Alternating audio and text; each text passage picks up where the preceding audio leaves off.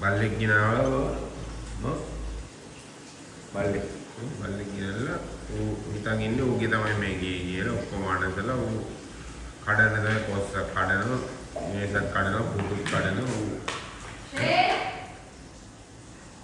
නම කිව්වම බලන්න ඉතින් දන්නේ මෙන්න කිව්වේ නේ නම කිව්වම ඉතින් දන්නේ බලන්න වෙන බල්ලන්ට කරන්න දෙනවට මොකුත් දන්නේ නැහැ බල්ලෙට කරන්න තියෙන කිසිම වැඩක් දන්නේ නැහැ මූ දන්නේ බඩු කඩන්න විදින්නයි බුරන්න දන්නේ නැහැ ඔහේ ආදපාතන්න දෝ බූරිය වගේ දුවන්න දන්නවා හැප්පෙන්න දන්නවා බිත්ති දොරවල් කඩන්න දන්නවා දොරවල් කඩන්න දන්නවා කොස් කඩන්න දන්නවා මේ කැම බීම ඔක්කොම විනාශ කරන්න දන්නවා අපිට කන්න ගෙනේ කන ඌ දන්නේ නැහැ ඌට කන්න මොනවද කියලා ඕනේ ඈ දන්නේ නැහැ ඌ කන්න මොනවද කියලා දන්නේ නැහැ අපි දන්නේ කියලාත් නෑ. ඔයාගේ ෆෝන් එක දන්නෙත් මූගෙන් තමයි අහන්න වෙන්නේ. ඔයාගේ ෆෝන් එකත් කොහෙද කියලා.